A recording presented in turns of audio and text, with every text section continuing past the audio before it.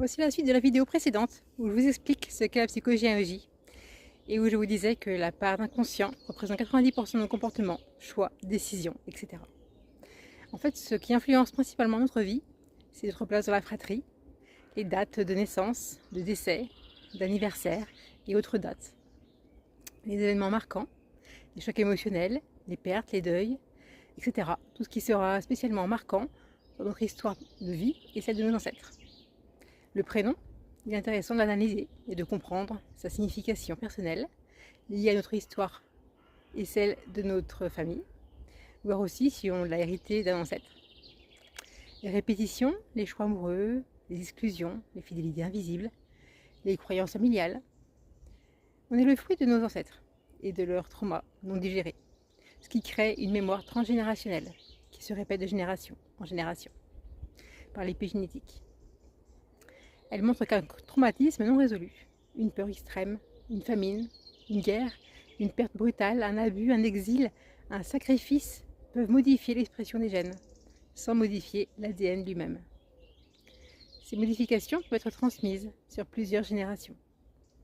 Autrement dit, ce que l'ancêtre n'a pas pu digérer, le descendant peut le porter sans le savoir.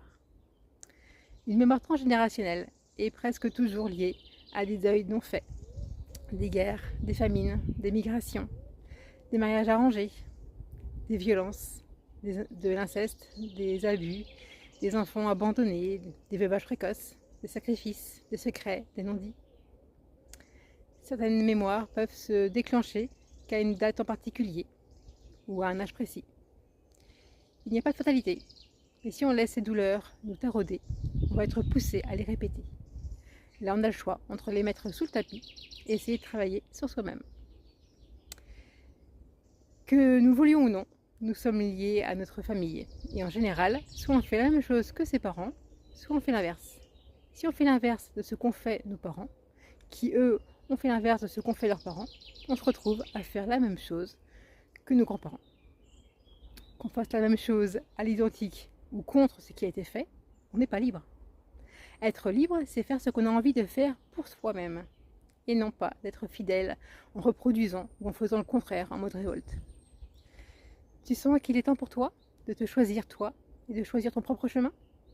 Alors réserve ton accompagnement en me contactant en privé pour enfin t'en libérer et casser la chaîne pour les générations suivantes. Belle journée et à bientôt!